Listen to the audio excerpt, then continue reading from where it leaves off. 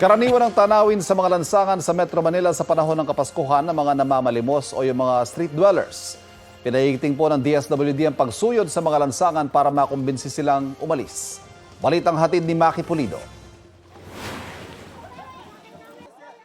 Kung dati sa pilitang dinadampot ang mga nakatira sa lansangan, ngayon dinaraan ng DSWD ang pag-rescue sa mahinahong usapan. Walang pilitan, kaya nang hindi makumbinsi ng Oplan Pag-abot team ang lolang ito na sumama sa kanila, iniwan muna nila sa bangketa. Babalikan po namin hanggang makumbinsi po namin sila na magpa-reach out na po sa amin. Pinaigting ang Oplan Pag-abot ngayong Pasko dahil mas marami raw namamalimos sa kalsada na delikado lalo na para sa mga bata.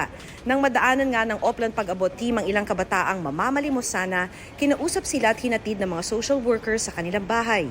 Siya lang po mag-isa? Opo, kasi single parent lang po. Dahil mag-isa sa bahay, ibinilin muna siya sa kapitbahay. Pasabi na lang po kay mother pag po na nagpunta ulit sila sa kalsada, i-reach out na po namin. 13 Oplan Pag-abot teams ang umiikot ngayon sa Metro Manila. Nag-set up na rin ng DSWD ng processing center sa EDSA kung saan sasailalim sa initial assessment at PhilSys registration ang mga families and individuals in street situations. Sana raw, sabi ni Secretary Rex Gatchalian, dito na rin dalhin ang mga tulong o regalo para sa mga pamilyang nasa lansangan. Maki Pulido nagbabalita para sa GMA Integrated News. Mga kapuso, para sa mga maiinit na balita, mag-subscribe sa GMA Integrated News sa YouTube. Sa mga kapuso abroad, subaybayan niyo po kami sa GMA Pinoy TV at sa www.gmanews.tv.